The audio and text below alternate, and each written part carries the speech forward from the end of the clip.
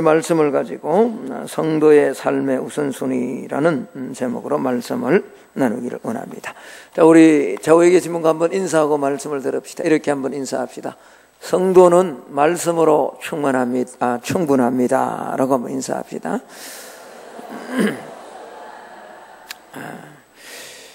여러분의 삶의 우선순위가 하나님이 되고 교회가 될 수 있기를 예수님 이름으로 축복합니다. 여러분, 구약 성경 가운데 가장 장수가 적은 성경이 어딘지 혹시 아십니까? 혹시 들어보셨나요? 오바다서라고요? 성경 장수가 몇 장인지 아세요? 한 장입니다, 한 장. 그렇다면 이 오바다서 다음으로 성경 장수가 적은 성경이 어딜까요? 예, 학개서입니다. 학개서는 몇 장이죠? 2장. 몇 절로 이루어졌죠? 38절입니까? 그렇게 이루어졌어요. 제가 한번 시간을 재어봤어요. 몇 분 만에 읽을 수 있을까? 어저께도 말씀을 준비하면서도 계속 재어봤고 오늘 아침에도 정확하게 제 시계를 딱 해가 재어보니까 2분 43초 만에 다 읽을 수 있어요, 성경. 그러니까 오늘 어떻게 보면 학개가 이 말씀을 주셨는데 그 당시에 백성들은 이 말씀을 굳이 설명하고 또 풀어 해설할 필요 없이 한 3분이면 이 말씀을 다 알아들을 수 있는 그런 짧은 성경입니다. 그리고 우리 학개서를 한번 읽어보면 압니다만 힘들거나 어렵거나 난해한 성경 구절이 거의 없습니다. 스가랴처럼 풀어줘야 되고 해석해줘야 되고 그런 내용이 거의 없습니다. 그냥 쭉 읽어나가면 됩니다. 그러나 분량이 길지 않고 내용이 난해하지 않다고 해서 이 성경이 중요하지 않느냐? 절대로 그렇지 않습니다. 학개서는 우리 신앙과 성도의 삶에 있어서 얼마나 중요한 말씀을 우리에게 주는지 모릅니다. 여러분, 학개라는 이 선지자의 이름은 학가이라는 뜻인데 축제, 축일, 또 잔치라라는 그런 의미가 있습니다. 그래서 일부 신학자들은 그렇게 이야기를 합니다. 어쩌면 이 학개 선지자가 유대인의 절기가 있는데 유월절, 오순절, 초막절 이런 절기가 있는데 이 절기와 관계된 어떤 날에 학개가 태어나서 그의 이름을 학가이, 축제다, 잔치다라고 그렇게 이름을 짓지 않았냐라고 그렇게 말하기도 합니다. 여러분, 학개 선지자는요 어릴 적에 바벨론의 포로가 되어서 그렇게 잡혀갔다가 이제 페르시아의 고레스 왕이 등장을 하고 이 귀환할 때 1차로 귀환했던 선지자가 학개 선지자입니다. 그러니까 이 학개 선지자가 말씀을 주실 때 나이가 적어도 70이 훨 넘은 그런 나이입니다. 그리고 우리가 잘 아는 것처럼 이 학개서는 성전을 건축하라라는 그런 내용이죠. 그런데 연세가 지긋한 당시에 70세면 노령이죠. 요즘도 70이면 그렇게 적은 나이는 아닙니다. 그런데 이 70이 넘은 학개 선지자가 젊은 사람들을 향해서 아주 호통치듯이 그렇게 말합니다.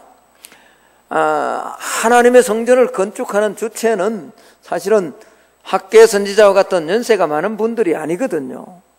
하나님의 성전을 건축해야 되고 돌을 쌓고 나무를 가져와서 기둥을 세워야 될 그런 사람들은 젊은 자들이 성전 건축의 주체가 되어야 됩니다. 그러니까 이 연세 많은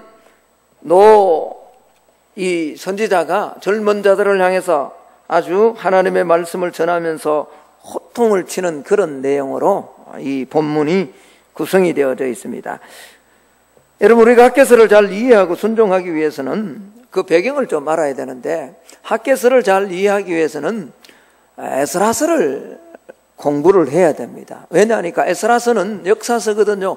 이 역사의 흐름에 학개 선지자가 어떻게 들어왔고 어떻게 하나님의 말씀이 임했는가를 잘 보여주는 내용이 에스라서입니다. 그래서 오늘 이 자세한 배경은 오후 예배 때 제가 오늘 오전 예배와 연관되어서 또다시 한번 설명을 해드리려고 합니다. 에스라서를 보면 바사왕 고레스가 바벨론을 무너뜨린 이후에 소위 말하는 고레스 칙령을 내립니다. 이 고레스 칙령이라는 것은 이런 거예요. 신앙의 모든 속국이 되었던 민족들은 신앙의 자유를 준다. 그러나 정치적으로는 여전히 너희들은 우리의 속국이다라는 그런 칙령입니다. 그러니까 각자 바벨론에 의해서 포로가 되어서 돌아왔던 민족들은 각자 자기 나라로 돌아가서 자기 신들을 섬길 수 있다라는 그런 내용이 고레스의 칙령입니다. 그런데 우리가 오늘 살피는 이 학개서, 이번 주와 다음 주, 2주 내지는 한 석 주에 걸쳐서 학개서를 좀 살피려고 하는데, 살피는 이 학개서는 어디에 딱 집어넣으면 우리가 잘 이해되느냐. 에스라서 4장 다음에 5장 사이에 딱 읽으면 정확하게 이해가 됩니다. 그러면 에스라서 1장에서 4장까지의 내용은 어떤 내용인가? 간단하게 제가 좀 말씀을 드리려고 합니다. 1장은 이 거대한 제국, 바벨론이라는 제국, 무너지지 않을 것 같은 이 제국이 키루스라는 이 페르시아의 황제가 등장을 합니다. 그리고 이 제국 바벨론을 무너뜨립니다.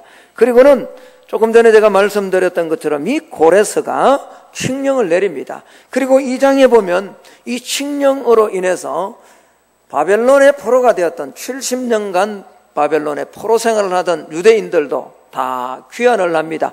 이때 귀환한 숫자가 약 42,000명 정도를 포함하면 거의 5만 명 정도가 귀환을 합니다. 에스라서 2장에 보면 그 귀환은 명단이 쭉 나와져 있습니다. 그리고 이렇게 이제 귀환했던 그들의 1차 목적이 뭐냐 그러니까 고레스가 칙령으로 허락했던 것처럼 성전을 건축하는 겁니다. 성전의 기초를 놓는 것이 3장에 등장을 합니다. 그리고 4장으로 가면 이제 이 성전을 건축하는데 방해하는 세력들이 나옵니다. 그 방해하는 세력은 다름이 아니라 바로 그곳에 살던 사마리아 사람들이 성전 건축을 방해를 합니다. 왜 방해를 할까? 사마리아인들이 성전 재건을 방해하게 된 이유는 자신들도 성전 재건에 참여하기를 원했는데 이 유다 백성들이 참여하는 것을 원하지 않았습니다. 반대했습니다. 유다 백성들이 이 사마리아 사람들을 참여하려는 것을 왜 방해했을까? 이유가 있겠죠. 우리가 아는 것처럼 그들은 아수르의 침략으로 혼혈족이 되어버렸습니다. 피가 섞여버렸다는 거죠. 그래서 예수님 오실 당시에도 이 사마리아 사람들과 유대인들은 상극이 되는 거죠. 물론 그 전에 좀 더 그들이 원수가 되었던 부분을 이해하려면 좀 더 깊은 이해가 우리에게 필요합니다. 어쨌든 이 유대인들은 사마리아 사람들이 성전 재건에 참여하는 것을 허락하지 않습니다. 그랬더니 동족으로 인정받지 못한 이 사마리아인들이 뇌물을 써서 고관들에게 주면서 계속해서 성전 건축을 방해를 합니다. 그러자 결국엔 재건 공사가 중단되고 그들이 BC 539년에 고레스의 칙령에 의해서 약 5만 명이 돌아와서 스룹바벨과 예수아라는 사람을 중심으로 돌아와서 하나님의 성전을 한번 세워보자라는 열정이 있었지만 그 열정은 사라져버리고 약 16년 동안 성전 건축은 중단되고 말았습니다. 자, 그런데 이렇게 방치되어 있는 이 성전을 바라보았던 학개와 스가랴 선지자가 하나님의 말씀을 받습니다. 그리고 오늘 학개 선지자가 말씀을 전합니다. 그 말씀을 전하는 시점이 언젠가 오늘 1절에 다리오 왕 2년이라 라고 그렇게 말씀을 합니다. 자, 우리 1절을 한번 읽어보겠습니다. 같이 한번 읽습니다. 시작. 다리오 왕 제2년 6째 달 그 달 초하루에 여호와의 말씀이 선지자 학개로 말미암아 살디알의 아들 유다 총독 스룹바벨과 요사닥의 아들 대제사장 요수아에게 임하니라 이러시되 라고. 여러분, 이 시점이 언제냐 그러니까 다리오 왕 2년인데 이때가 주전 약 520년경입니다. 여러분이 다리오 왕 그러면 우리도 잘 알고 있는 왕이에요. 여러분 혹시 마라톤 전쟁이라고 들어보셨나요? 마라톤의 길이가 얼마죠? 42.19죠. 이 마라톤 전쟁을 일으켰던 장본인이 바로 이 다리오 왕이에요. 예. 여러분이 490년에 그리스와의 전쟁에서 지거든요. 여러분이 다리오 왕은 대단한 왕입니다. 원래 코레스라는 사람이 페르시아를 정복하고 황제가 되지만 그의 직계는 얼마 가지 못합니다. 그의 아들 캄비세스라는 아들, 그리고 끝나버립니다. 그리고 그 밑에 자기의 동생이 있었는데 캄비세의 동생은 또 죽습니다. 그리고 포슈도 스메르디스라는 이 사람이 잠시 반란을 일으켰다가 그 다음에 이 고레스의 7 모사 가운데 한 사람이었던 이 다리오가 왕으로 선출되어서 왕이 되었던 사람이 바로 이 다리오라는 사람입니다. 이 다리오라는 사람은요, 정치적으로, 역사적으로 여러분 이 사람의 인물에 대해서 연구하고 박사학위 논문을 쓴 사람만 해도 얼마나 많은지 모릅니다. 어마어마할 정도로 위대한 인물입니다. 여러분 사르디스라는 우리 성경의 요한계시록에 가면 사대라는 지역이 나오죠. 사대라는 교회가 나오죠. 여기서 페르시아의 수도였던 한 시작점이었던 엘람 지방까지 약 2,500km가 되는 이 먼 거리를 고속도로를 올라왔던 그 대리석으로요. 대단한 인물이죠. 인도로부터 동쪽으로 인도로부터 저 아프리카 에티오피아까지 127도를 다스렸던 그런 왕입니다. 각 지역마다 정보 요원을 두었고요. 우체국 제도를 처음으로 만들었던 사람이에요. 여러분 지금부터 몇 년 전이냐 그러니까 주전 520년이니까 지금부터 2500년 전의 이야기예요. 예. 여러분 왕의 파발마를 통해서 전국에 왕의 명령을 하달했는데 얼마나 신속하게 이 왕의 명령이 전달됐나. 시속 60km로 전달되었어요. 대단한 거잖아요. 말을 타고 막 달리면요, 어떻게 왕이 명령을 내리면 이 명령이 그 127도까지 전달되느냐. 말이 막 달립니다. 달리다가 말이 지치는 점 되면요, 거기에 또 다른 말이 준비를 하는 거예요. 그리고 그 왕의 문서를 가지고 또 뭐죠? 거기서 또 달리고. 그래서 거의 시속 60km로 왕이 명령하면 그 명령이 저 지역 127도까지 다 전달될 만큼 대단한 왕이었습니다. 여러분 이 다리오 왕은요, 오늘 본문에 나오는 유다의 스룹바벨 총독과도 굉장히 이렇게 관계가 좋았고요. 유대인들에게 굉장히 관대한 모습을 보였습니다. 성전을 건축하려고 할 때 오늘 오후에 살피겠습니다만 엄청난 지원을 해줍니다. 설 것을 이 황실의 재정을 가지고 도와줄 만큼 그렇게 이스라엘 사람들과 관계가 있었습니다. 그런데 이 사람의 이 다리오 왕의 문제점이 뭐냐? 전쟁에서 2번 실패를 하는 거예요. 그런데 이 전쟁에 실패하는 이유가 있습니다. 이 다리오는요, 초대 황제였던 고레스의 딸인 아토사라는 여인과 결혼을 하는데 이 고레스의 딸 아토사가 국가의 불행을 초래합니다. 다리오 왕은요, 한날 이게 사냥을 나갔는데 이 다리오 왕이 사냥을 나갔다가 말에서 떨어져서 다리를 삐어요. 그런데 전국에서 용하다라고 하는, 유명하다라고 하는 의원들을 불러서 다 치료를 하는데도 잘 낫지를 않아요. 그런데 그리스에서 이 아테네와 스파르타가 있는 그 지역을 그리스라고 하는데 이 지역에서 사로잡혀왔던 노예 가운데 의사 하나가 이 다리오 왕을 치료하는데 아주 감쪽같이 고침을 받는 거예요. 그러니까 질병 때문에 고통하던 다리오 왕이 질병에서 고침을 받았으니 얼마나 감사하겠습니까? 그래서 이 노예에게 엄청난 하사금을 줍니다.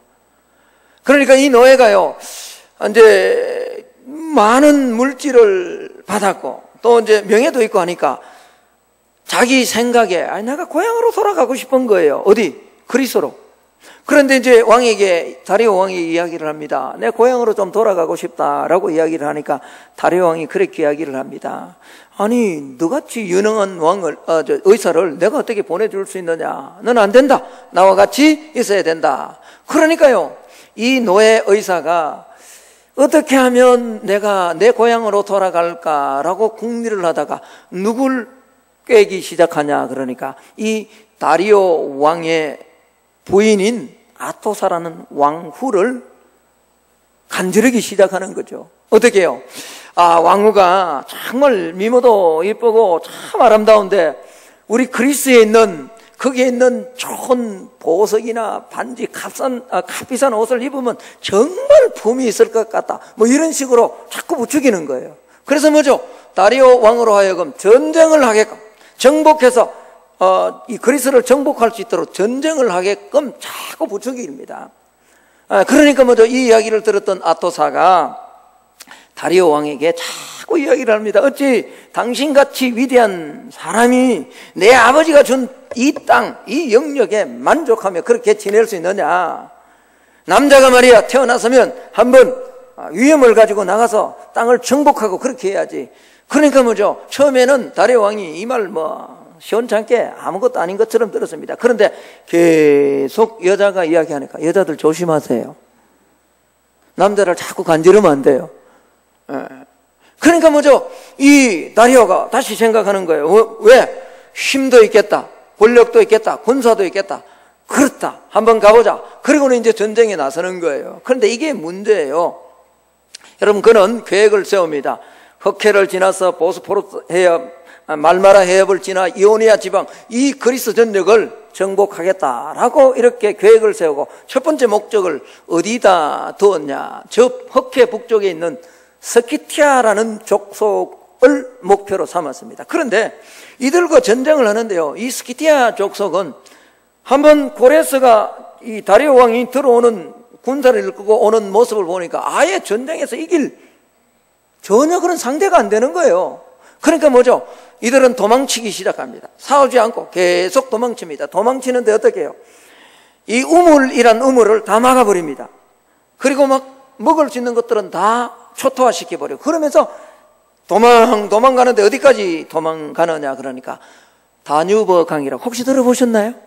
도나우 강이라고는. 여러분 이제 동유럽을 한번 지도를 집에 가서 한번 펼쳐보면 이 다뉴버 강이요 무려 한 10개국 넘게 걸쳐서 쭉 흐르는 그런 강입니다. 이 북쪽까지 뭐죠? 이들이 도망가면서 계속 우물을 메우고 먹는 것은 다 없애버리고 그렇게 도망치니까 천하의 다리오라 할지라도 엄청난 군대를 할지라도 싸우지 않는데 이길 수 있습니까?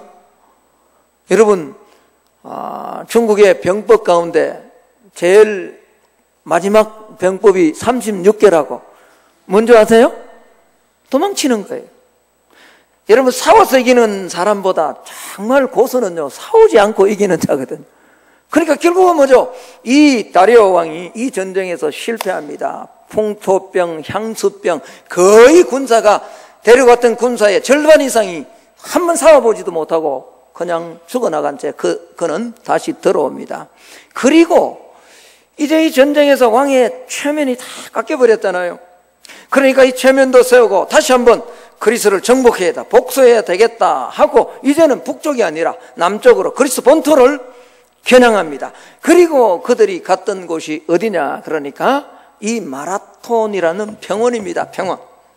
여러분 이때 이제 아테네가 이 지역에 군대를 했는데 이때 아테네는 군 지휘 체계가 한 사람이 지휘관이 되는 것이 아니라 희한하게도 민주제니까 군대도 순번으로 지휘를 하는 거예요. 이때 다리오 왕이 대군을 이끌고 마라톤으로 왔을 때 아테네의 지휘관이 누구냐? 밀키아테스라는 사람입니다. 밀키아테스라는 장군이 9,000명의 병사를 이끌고, 그런데 다리오 왕은 몇 명의 병사를 이끌고 갔느냐? 약 10만 명입니다. 상대가 안 되는 거죠. 그런데 이 밀키아데스가 급습을 합니다. 이제 페르시아의 주무기는 활입니다. 그러나 그리스의 주무기는 장창이었거든요. 근데 이 페르시아가 제대로 전례를 갖추기 전에 뭐죠? 그리스 군대가 급습을 해서 이길 수 없는 9,000명의 10만 명, 이길 수 없는 그 전쟁에서 이겼죠. 그래서 이 기쁨을 전하기 위해서 페이디아데스라는 이 병사가 뭐죠? 그 마라톤 평원에서 어디까지? 그리스까지 막 달려갑니다. 그리고는 우리가 뭐 했다고요? 이겼다 하고 죽었다 그러죠. 그 거리가 얼마라고요? 42.19. 오늘 이야기하니까 좋은 분이 한 분도 안 계시네. 예, 재미가 있나 보다. 여러분, 사실은요, 이 42.19km는 정확한 거리는 아니고요. 40.195km라고 합니다. 42.195km는 뭐 보스턴 마라톤 대회인가 거기서 정해졌다라고 그렇게 이야기를 합니다. 뭐 그런 것은 중요하지 않고요. 자, 이 전쟁에서 두 번 전쟁에서 실패한 왕이 누구냐? 바로 오늘 1절에 나오는 다리오 왕이에요. 여러분, 우리가 성경을 읽는데 이런 세계사와 역사 속에 엄연한 인물인데도 불구하고 우리 성경을 이렇게 이해를 못하니까 성경이 말씀이 재미가 없는 거죠. 이렇게 감이 와닿지 않는 거죠. 그런데 오늘 이 다리오 왕 때에 그가 왕이 된 지 2년입니다. 물론 이 전쟁은 490년에 마라톤 전쟁이 있었기 때문에 왕이 되고 난 다음에 오늘 학개 선지자가 말씀을 받은 후 한 30년 뒤에 일어나는 일입니다. 왜? 오늘 이 학개 선지자가 말씀을 받은 때가 언제냐 그러니까 주전 520년이기 때문에 그렇습니다. 자, 이제 이 학개 선지자에게 하나님의 말씀이 임했는데 그 말씀이 뭐냐? 2절입니다. 자, 2절을 우리 한번 읽어보겠습니다. 같이 한번 읽어봅니다. 시작. 만군의 여호와가 이같이 말하여 이르노라. 이 백성이 말하기를 여호와의 전을 건축할 시기가 이르지 아니하였다 하느니라. 주전 539년에 이스라엘 백성들이 바벨론에서 귀환을 했습니다. 자, 그리고 예루살렘으로 귀환해서 그들이 성전을 건축하기 시작했는데 사마리아 사람들이 성전 건축을 방해함으로 주전 536년에 성전 건축이 중단되었어요. 그리고 무려 몇 년 동안 16년 동안 536년에 중단되었던 이 성전이 16년 동안 폐허가 된 채로 그대로 방치된 거예요.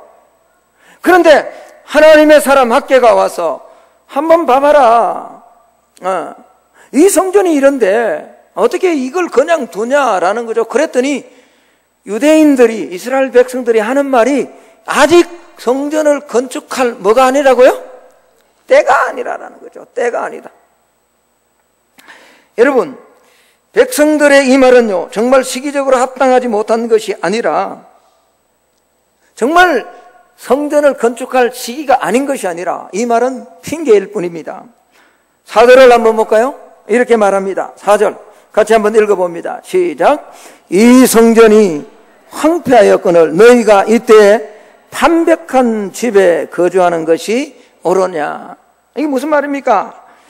하나님의 성전은 이렇게 황폐한데 너희는 어떻게 판벽한 집에 거하냐는 거죠.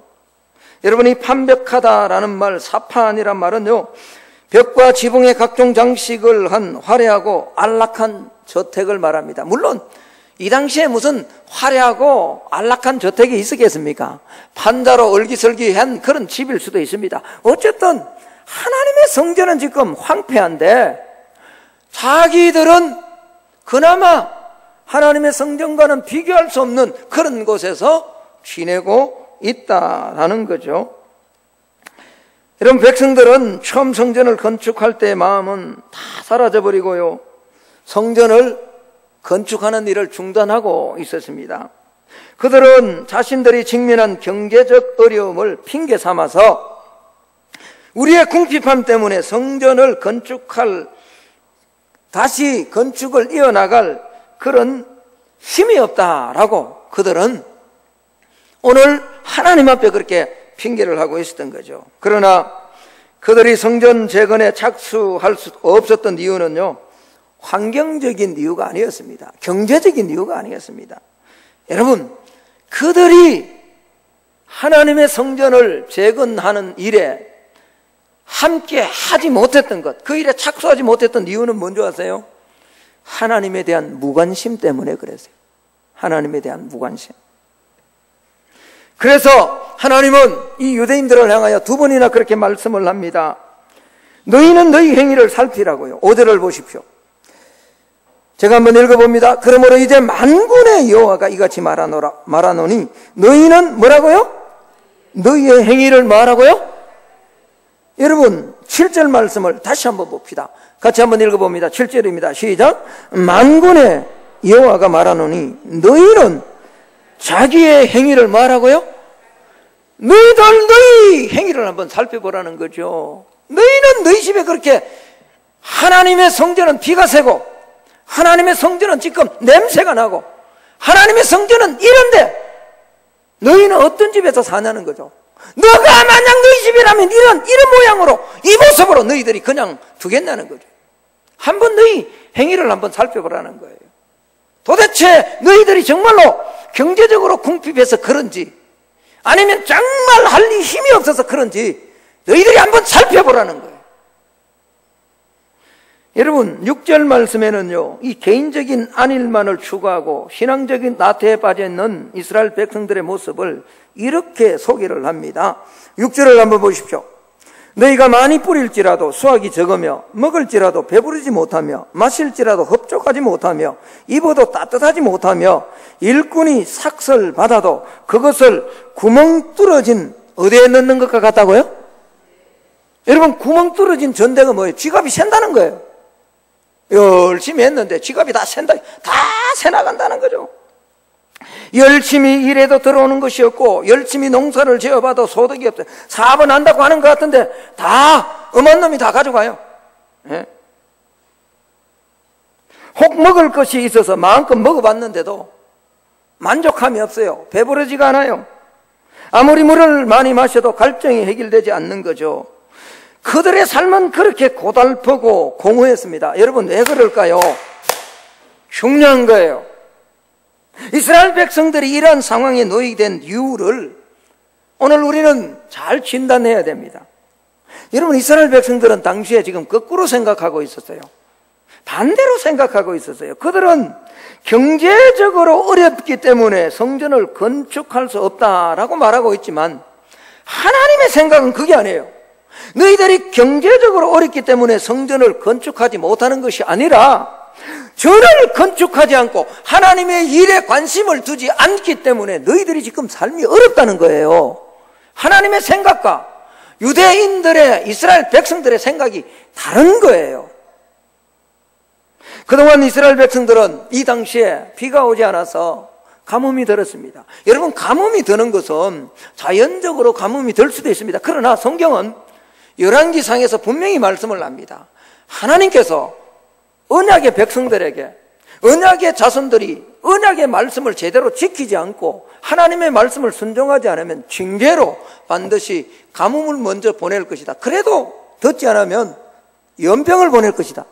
그래도 듣지 않으면 전쟁을 이룰 것이다 라고 주님은 말씀하셨습니다. 이 가뭄이 자연적으로 자연 발생적으로 일어날 수도 있습니다. 그러나 여기에 일어난 이 가뭄은 절대로 자연 발생적으로 일어난 가뭄이 아니었다라는 겁니다. 흉년이 들어서 아무리 열심히 일해도 소득을 얻을 수가 없었습니다. 소득을 얻을 수 없으니 자연히 먹고 살기가 힘들었겠죠. 그래서 나도 먹고 살기가 힘든데 어떻게 하나님의 성전을 건축할 수 있냐? 아직 시기가 아니다 라고 그렇게 이스라엘 백성들이 말씀하고 있다는 거죠. 그런데 하나님은 오늘 9절에서 11절에 이렇게 말씀합니다. 자, 9절에서 11절 말씀을 한번 읽어보겠습니다. 같이 한번 읽습니다. 시작. 너희가 많은 것을 바랐으나 도리어 적었고 너희가 그것을 집으로 가져갔으나 내가 불어버렸느니라. 나 만군의 여호와가 말하노라. 이것이 무슨 까닭이냐? 내 집은 황폐하였으되 너희는 각각 자기의 집을 짓기 위하여 빨랐습니다. 그러므로 너희로 말미암아 하늘은 이슬을 거쳤고 땅은 산물을 거쳤으며 내가 이 땅과 산과 곡물과 새 포도주와 기름과 땅의 모든 소산과 사람과 가축과 손으로 수고하는 모든 일에 이게 뭔 말이죠? 이게 그냥 온 환제가 아니라는 말이잖아요. 그냥 온 가뭄이 아니란 말이잖아요. 이건 뭐예요? 하나님의 뭐라는 거죠? 징계라라는 그런 말입니다. 하나님 그렇게 말씀합니다. 내가 불어버렸다. 내가 그들이 많은 것을 바랐으나 도리어 적고 그들의 주머니가 늘 비어 있었던 것은 하나님께서 불어버렸기 때문이다 라고 말씀을 합니다. 왜 불어버렸습니까? 정작 중요한 일에 관심을 가지지 않았기 때문에, 가장 하나님이 기뻐하는 일에 관심을 가지지 않았기 때문에 그렇다라는 겁니다. 그들은 먹고 살아야 한다는 급한 일에 몰두하다 보니까요, 정작 중요한 일에는 신경을 쓰지 않았습니다. 하나님이 기뻐하는 일이 무언가를. 그리고는 그렇게 핑계를 합니다. 아직 뭐가 안 됐다고요? 때가 아니래요. 때가. 여러분, 이 짧은 15절의 구절에요, 또 뒷부분에 23절 2장, 다음 주에 살필 2장 23절까지 학개서예요. 집에 가서 한번 읽어보십시오. 만군의 여호와란 말이요, 무려 12번이나 나옵니다. 만군이에요. 하나님이 만군의 여호와 아닙니까? 그런데 먼저 이 당시에 이스라엘 백성들, 유대인들은 하나님을 만군의 여호와로 여기지 못했어요. 다리오 왕이 그 많은 군사를 이끌고 정복하는 다리오 왕이 그들의 왕이었습니다. 그들의 주였습니다. 물질이 그들의 주였습니다. 그들의 먹고 사는 일이 그들의 주였습니다. 그래서 오늘 하나님은 만군의 여호와, 만군의 여호와, 만군의 여호와, 이 3분이면 읽을 수 있는 짧은 성경 안에 여러분 스가랴서를 읽어보면요, 45번이나 만군의 여호와라는 이름이 계속 등장을 합니다. 내가 만군의 여호와라는 거죠. 내가 하나님이라는 거죠. 내가 왕이라는 거죠. 얼마나 답답했으면 하나님이 내가 왕인데 하나님이 저는 이렇게 두고 너희들이 그렇게 평안히 그러면서 때가 아니라고요. 여러분, 하나님의 성전을 건축하자는 말이 아닙니다. 교회 짓자는 말이 아닙니다. 오해하지 마세요. 목사님, 교회 지을 일이 있나? 아니에요. 많은 사람들이 이 본문을 오해를 해서 성전 건축할 때 사용합니다. 그런 말이 아니에요. 이 당시에 가장 중요한 일이 뭐예요? 하나님의 백성은 돌아온 목적이 뭐예요? 바벨론에서 돌아온 목적이 뭐예요? 하나님을 예배해야 되는 거예요. 아멘? 하나님을 예배하기 위해서는 뭐가 있어야 돼요? 성전이 있어야죠. 그런데 자기의 집은 그렇게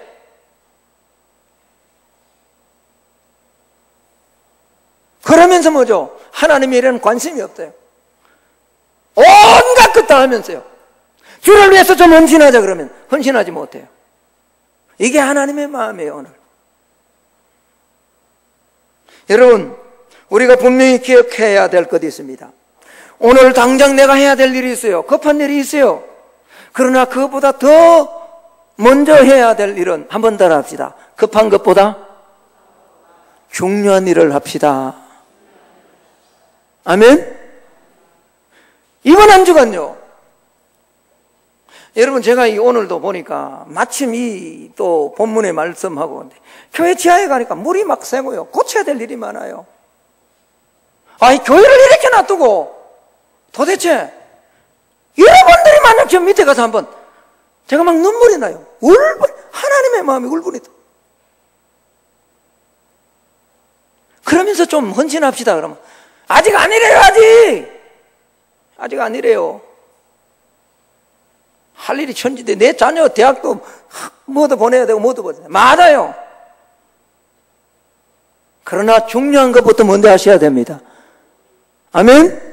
중요한 것부터 먼저 하셔야 돼요. 여러분의 관심이 어디 있어요? 왜 우리가 힘들고 왜 우리가 어려워요? 왜 우리가 먹는데도 만족함이 없어요? 왜 우리가 신앙생활을 하는데도 하나님이 주시는 하늘의 신령한 것으로 감사하며 감격이 없냐고요? 하나님이 만군의 여호와가 되지 않기 때문에 그런 거예요. 오늘 주님은 그 말씀하고 있는 거예요.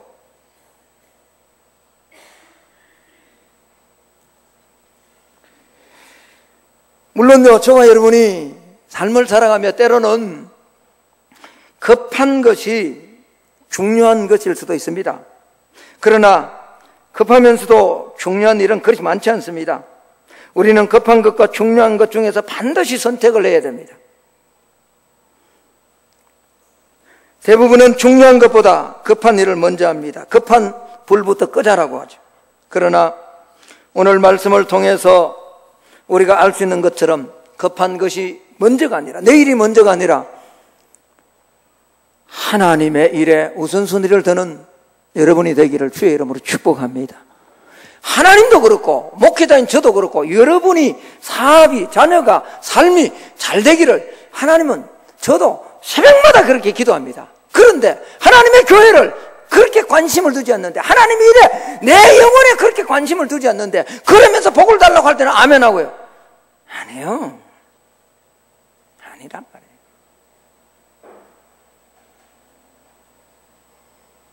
그래서 오늘 학교선지자는 이렇게 단호하게 호통을 칩니다. 제가 수련회 말씀드렸잖아요. 연세 많으신 70이 넘으신 제 목사라고 생각하면 안 돼요. 오늘 학교선지자 70이 넘으신 학교선지자가 오늘 이곳에 있다고 여러분 생각하셔야 돼요. 70이 넘으신 선지자가 오늘 말씀하는 거예요. 뭐라고? 8절로 한번 가봅시다. 8절로 같이 한번 읽어봅시다. 같이 읽습니다. 시작. 너희는 산에 올라가서 나무를 가져다가 뭐 하라고요? 예, 저를 한번 보세요. 여러분, 이 말은요, 여러분의 성전, 오늘 우리는요, 우리 몸이 성전이에요. 그리고 물론 이곳, 우리가 예배드리는 이것도 성전입니다. 이곳에 관심을 가져야 되지만, 정말 중요한 것은 하나님이 기뻐하는 하나님의 일에 우선순위를 두고 그 일을 회복하라는 거예요. 할렐루야. 왜 너희들이 뿌렸는데, 많이 뿌렸는데 거두는 것이 없냐고. 왜 노력을 했는데 얻는 것이 없냐는 거죠.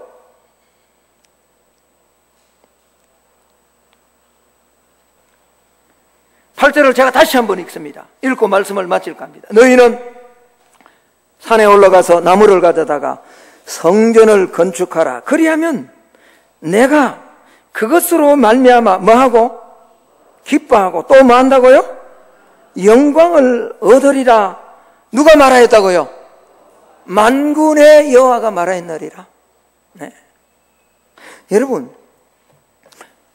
성도의 우선순위가 하나님을 기쁘시게 하면 하나님은 반드시 저와 여러분의 삶에 영적 우선순위로 가장 오늘 새벽에도 말씀드린 것처럼 진짜 복이 무언가를 삶 속에서 구체적으로 누리면서 살 수 있도록 하나님 역사해 주실 줄로 믿습니다. 그래서 주님도 마태복음 6장에 그렇게 산상수훈에서 그렇게 말씀을 합니다. 너희는 먼저 그의 나라와 그의 의를 구하라.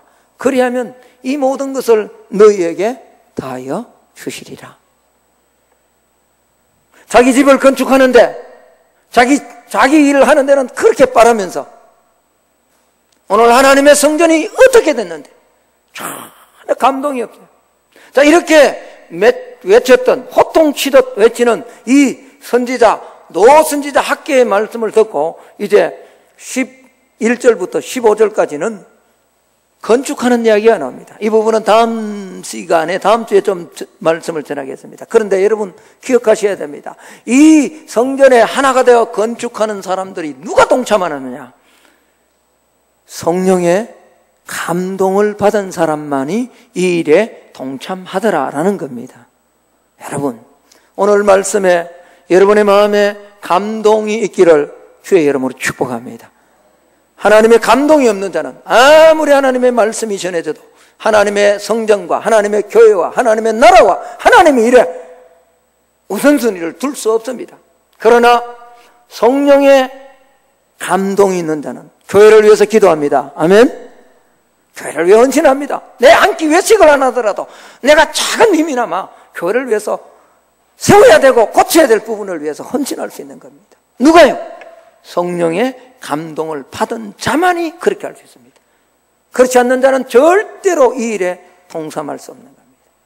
여러분, 우리의 삶이 내 우선이 아니라 하나님 우선이 되어서 그것이 진정 저와 여러분의 영과 육의 삶의 복이 됨을 깨닫고 이번 한 주간도 우리의 삶의 우선을 하나님께 두고 나아가는 저와 여러분이 다 될 수 있기를 예수님 이름으로 축복합니다. 기도하겠습니다. 하나님,